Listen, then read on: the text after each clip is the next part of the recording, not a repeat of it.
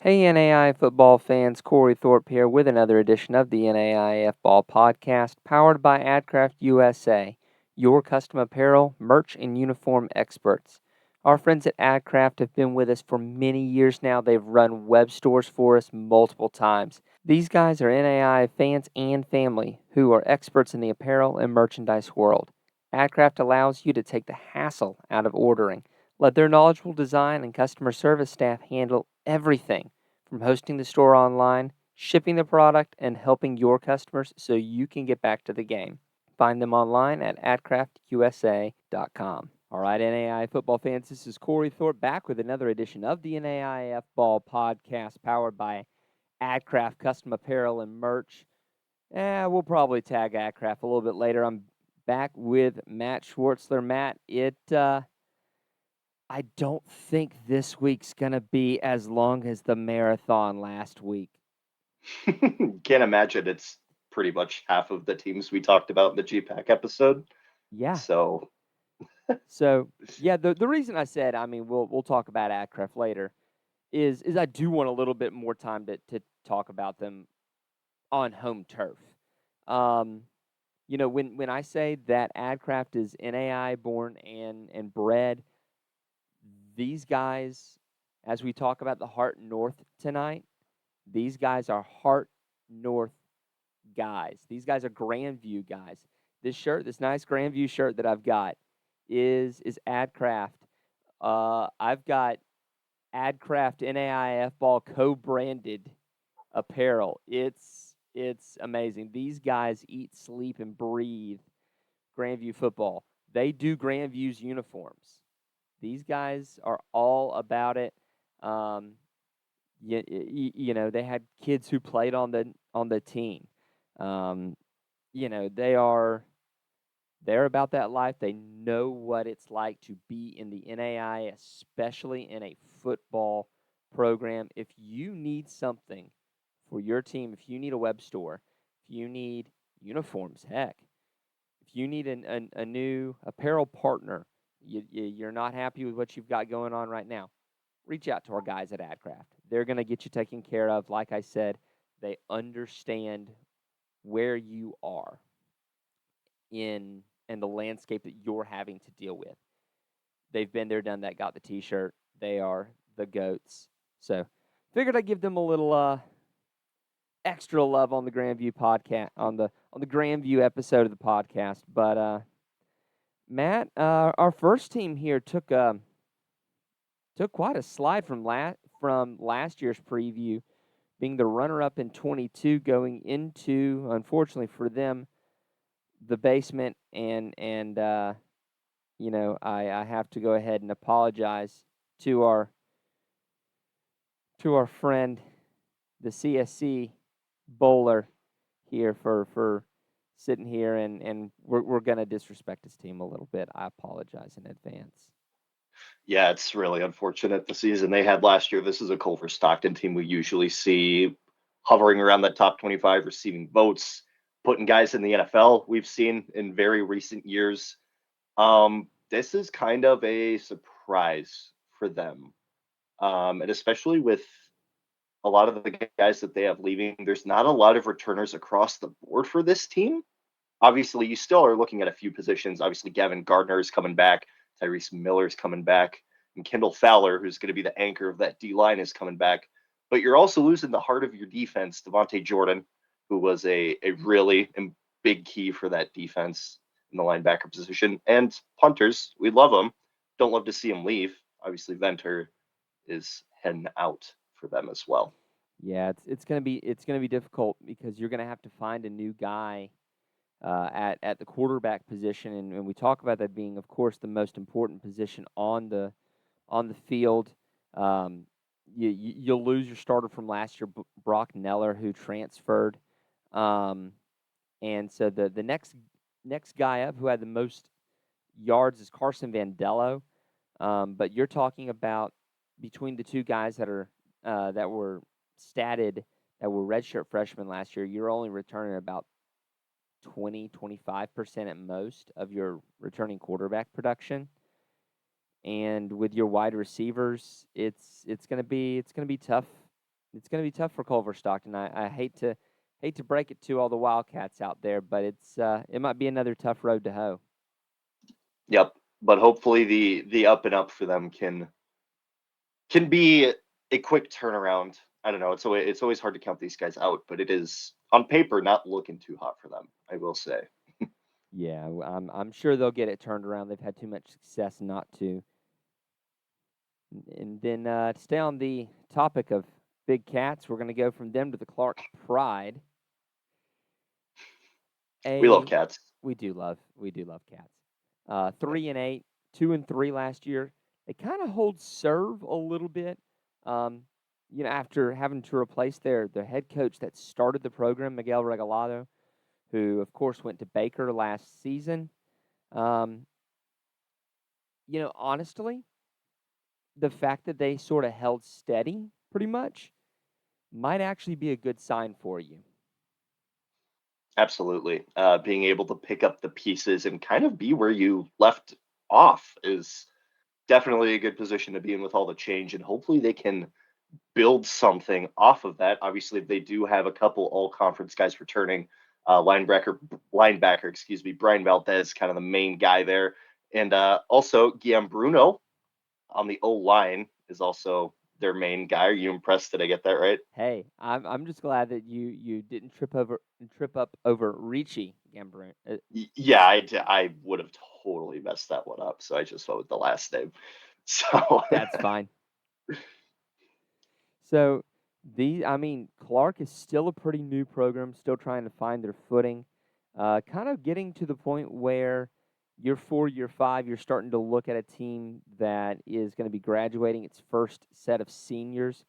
I think this year. So we'll have to see what they have in the pipeline though. But you do return a minority of your offense, which is that's going to be tough. This was the 80th ranked offense from a year ago. You got to replace a quarterback. You've got to replace a lot of running back production uh, with uh, with the guy you had there, Craig Elmore. No, I didn't just have to go back a slide to check the name. Um, but it's going to be tough. Um, we'll see if the defense can take the next step up. I mean, Brian Valdez has been on the all conference list for 2 straight years now. It's something to where it's kind of his defense at this juncture.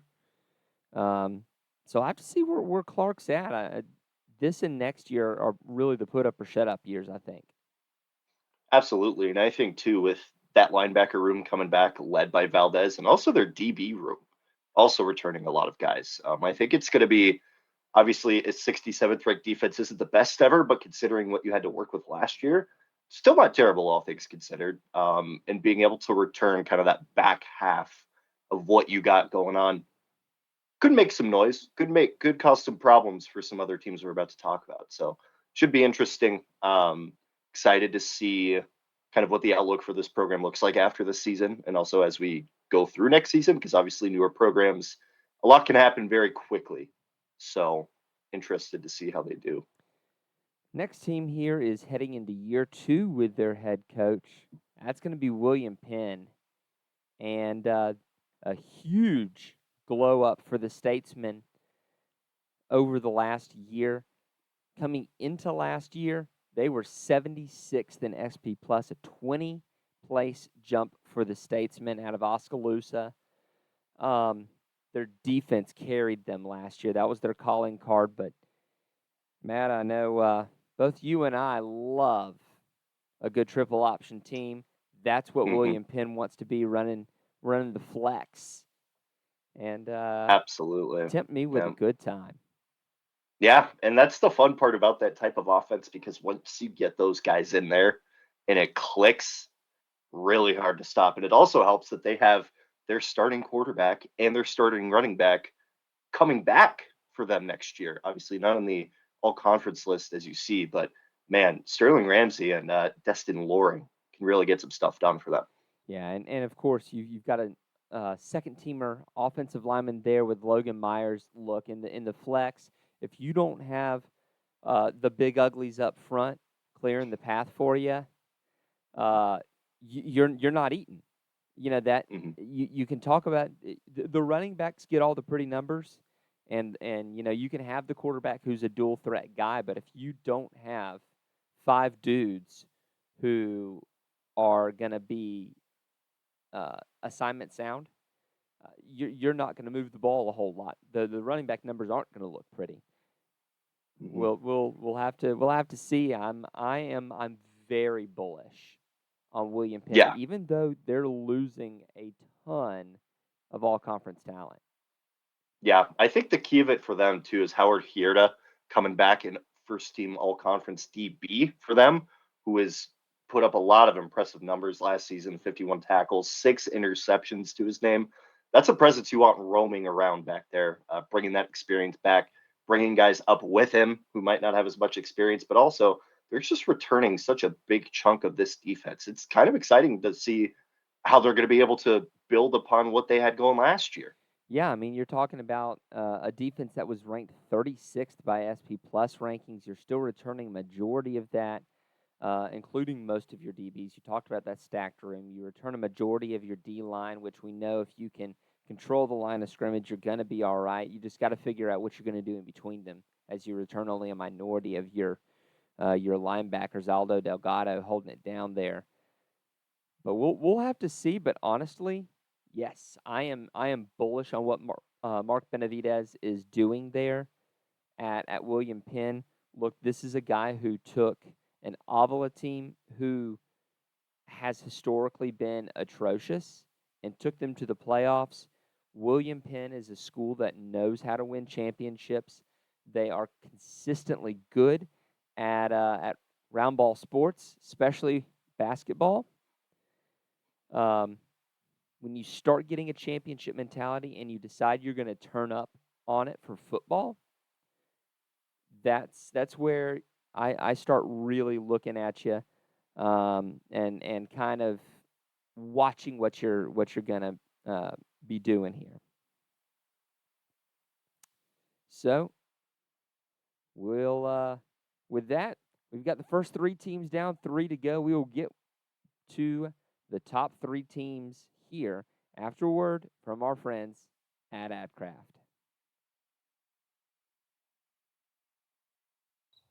So you want to create and sell custom merch for your team or business.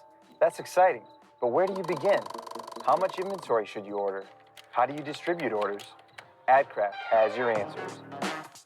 Streamline the way you offer custom merch by utilizing our risk-free web store service.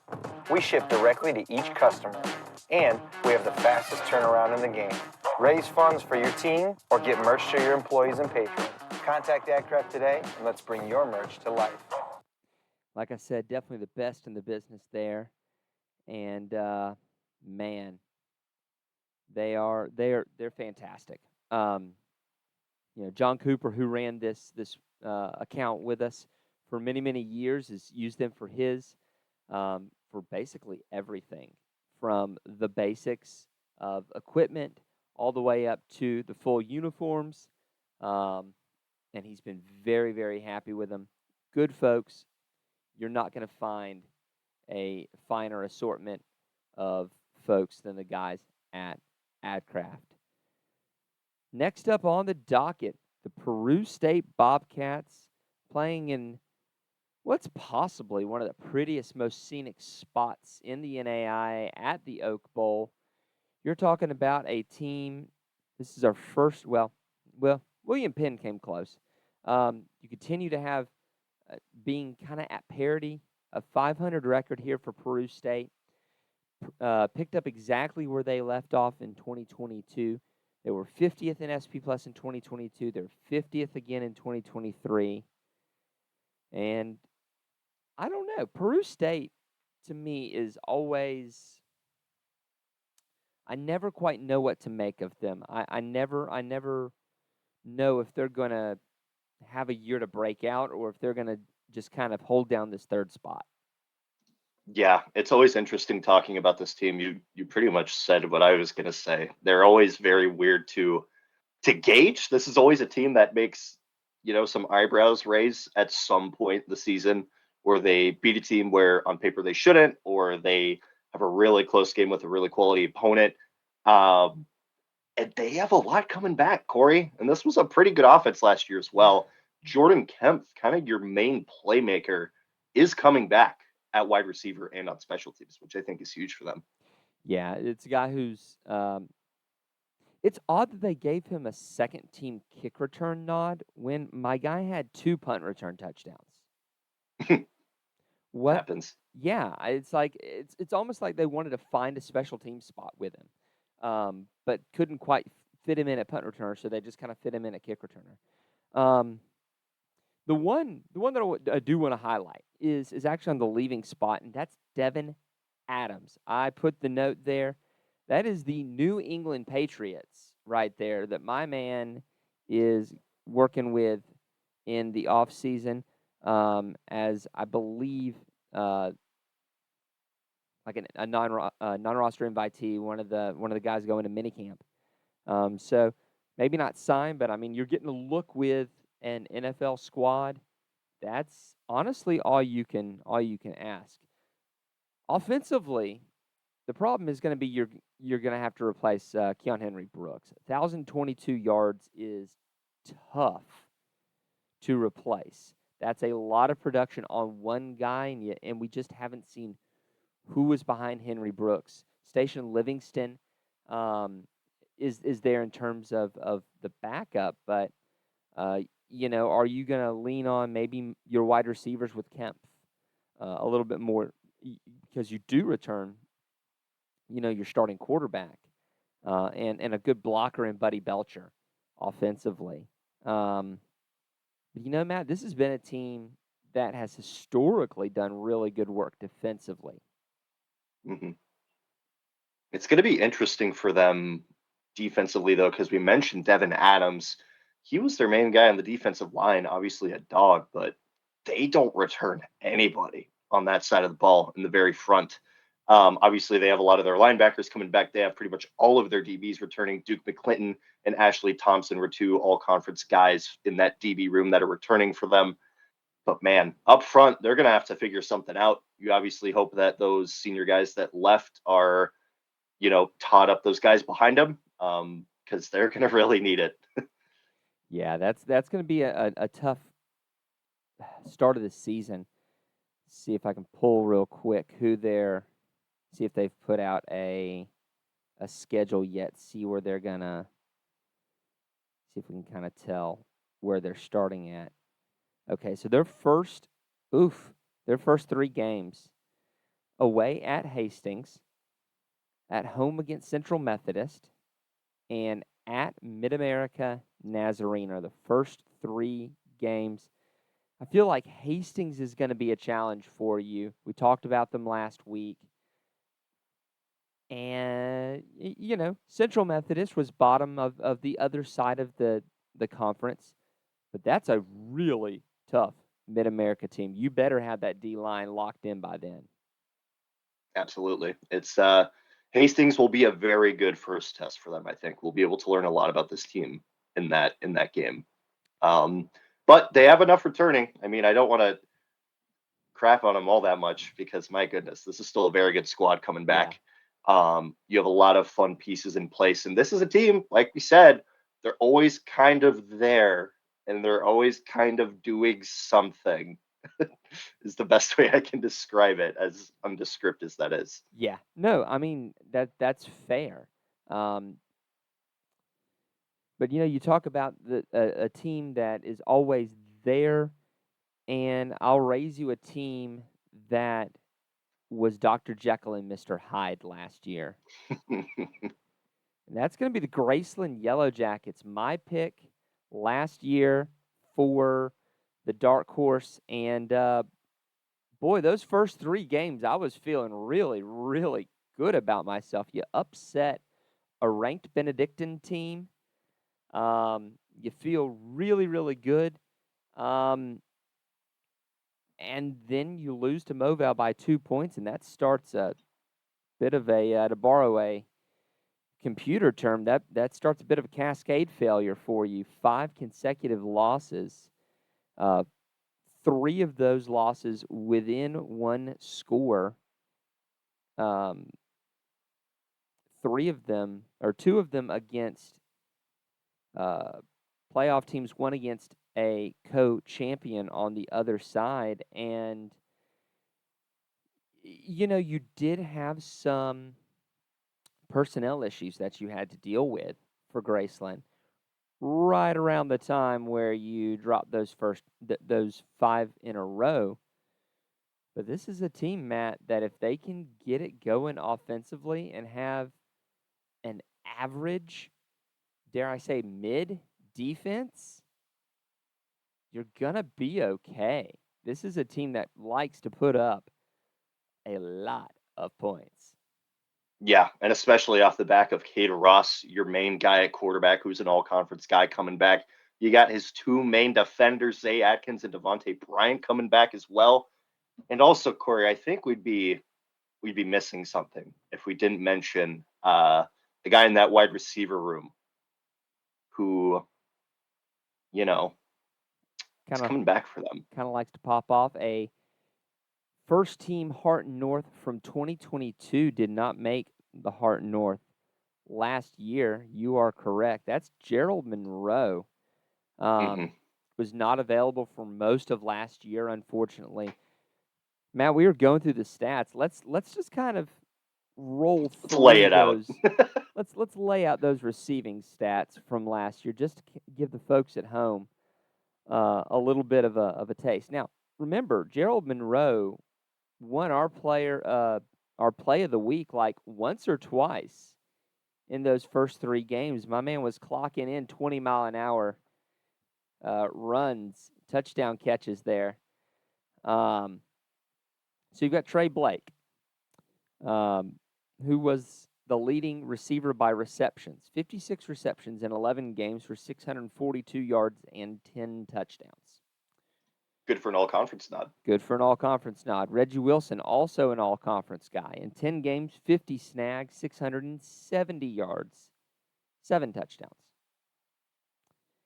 Gerald Monroe, in 4 games, F-O-U-R, 38 catches, 721 yards, and 11 touchdowns. That's pretty good. I think you'll be all right. Yeah, I think Monroe coming back is just teams in this conference got to watch out because that dude was on pace to have a record-breaking year.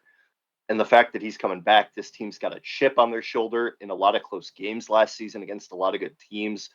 If you're the coaches, you're telling them we were just a couple plays away from being there, and that is without one of your best players on the field for a majority of the season. And you have a lot of guys coming back. Obviously, you have a good chunk of your offense, good chunk of your defense coming back. Oh, man, this Graceland team can make a lot of noise, and I don't know if they're on a lot of people's radars right now.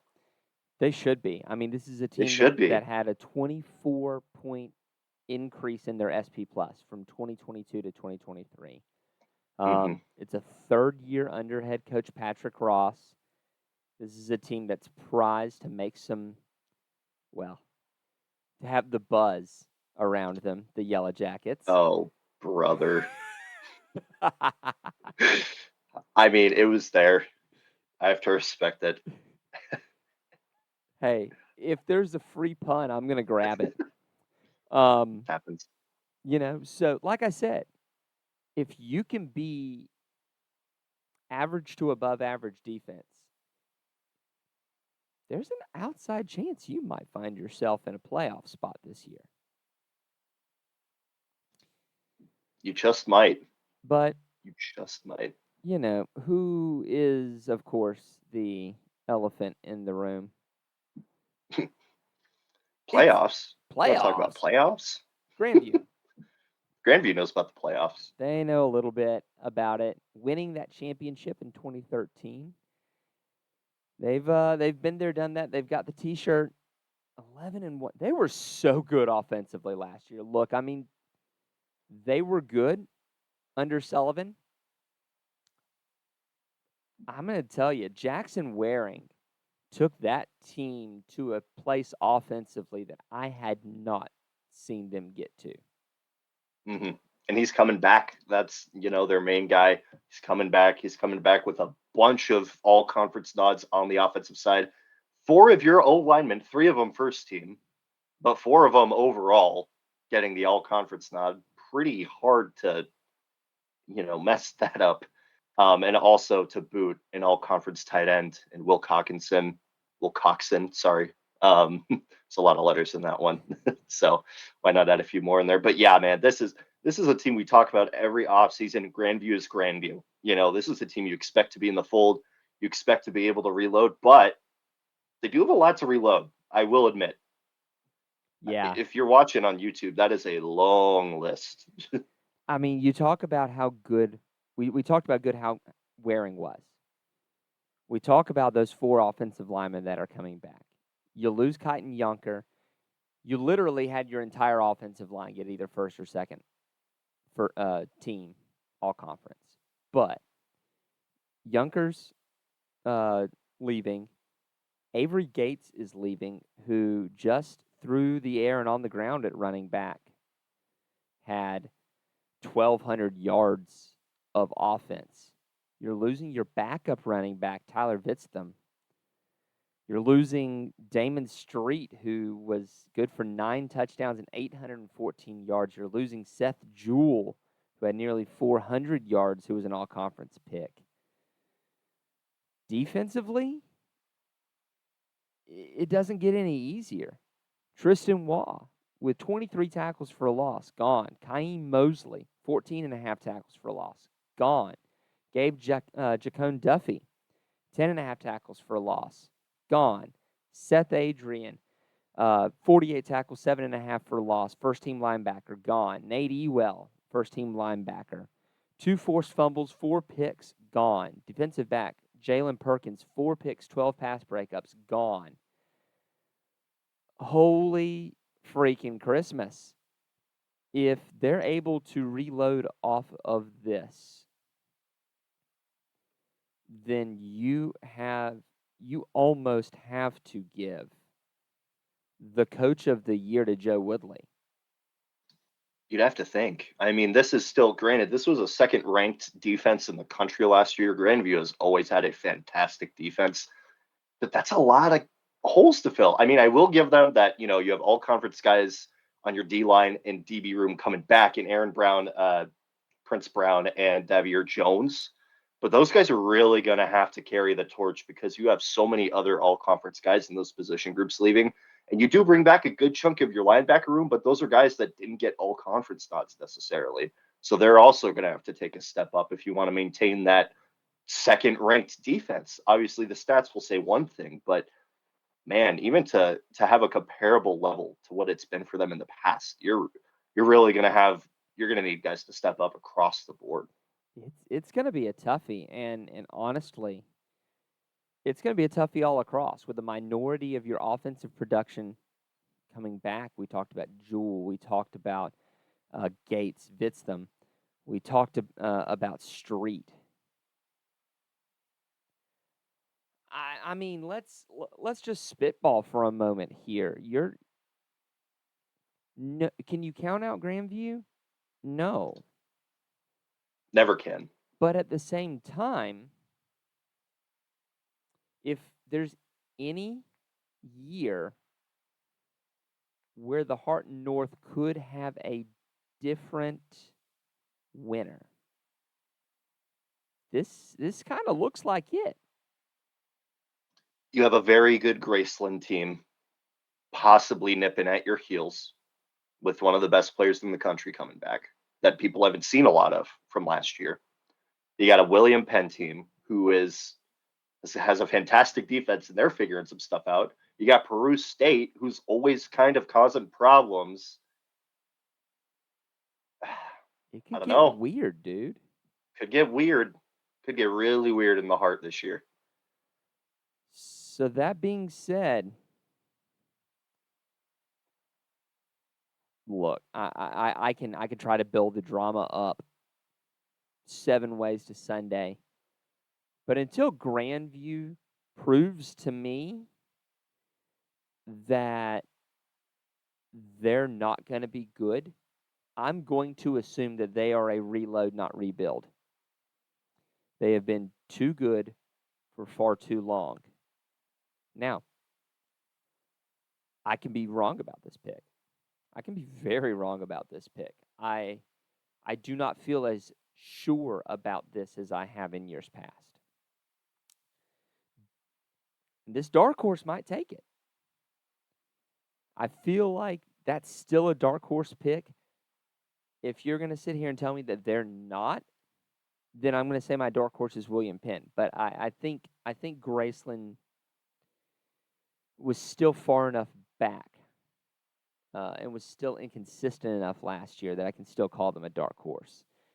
Matt, who you got winning this thing? You know me, I hate to be a guy that goes with the status quo, but unfortunately, Grandview is my pick to win. I think it is very similar to what you said, Corey. Not so sure about this as I am in years past, but it's Grandview. Grandview is Grandview. But also, Graceland is my dark horse pick. They're looking scary. This is a team that I am looking at for the bubble and the playoff. This is a team I'm looking to give Grandview a real challenge, give that defense a real challenge like they haven't seen in years past besides the playoff. Weird things can happen. Weirder things have happened. I'm very intrigued, especially when those two play, what's going to happen, but especially just seeing how Grandview reloads. And I, like you, cannot count them out until I see proof of them not winning this conference. But man, this is going to be an interesting one. This year's going to be interesting, more interesting than we've seen in years past for this Hard North. $5 says that we have Grandview fans in our DMs. After we just said that we weren't sure that they were going to win. I know. Give it 5 minutes, guys. You'll see. It's fine. I mean, it doesn't help that our presenting sponsor is tightly wound with Grandview. We love you guys. Y'all are awesome. So let's take a look at how this stacks up. The Heart North runs into a solid third place, firmly entrenched in the gap between the GPAC and the AAC in their average. A nice, beautiful round average, too, at an even 52. And then in standard deviation, they're right there in the middle and at 26, right between 25 and 27, which makes it kind of boring here as we just kind of keep down the list. Yeah, just going down the list. I promise it gets more intriguing next week. I promise. I've already run the numbers. It gets more intriguing. I honestly can't wait, Matt. It's going to be this. So the disparity in terms of the character of the Heart North versus the Heart South. The Heart North is traditionally Grandview and the field. The South is traditionally a dog-eat-dog side. It's going to be very, very interesting this year. If you are to get a Grandview that comes back to earth with a William Penn and Graceland team that takes a next step, we could have the Heart being like frontier level of brutality. What are you going to do during the season when I show up with a Graceland t-shirt when Grandview and Graceland play each other? Hey, I won't tell our I won't tell our sponsors that you're. I was going to say maybe don't heresies. let that get to the main sponsor, but hey, that could be fun. Hey, look, if a Grandview if a Graceland package ends up on my doorstep, I'm not complaining. And we can always arrange for dresses to go out. So that being said, we talk about AdCraft, and they're fantastic. They're the ones that are making sure that we can, have nice graphics and some of the niceties that we have. But the guys who are doing the what John always used to call the Lord's work, the grunt work of supporting us, it's definitely our patrons. They're the guys who pay the bills, the not sexy work of running a small business. That's what this is a small business. So thank you to these guys who stick with us through season after season. We appreciate every single one of y'all. We know that everything's getting more expensive, trying to keep our costs as low as we can to not pass that on. It's still $1 a month. And this day and age, I don't know where you can even get a meal for $1 a month.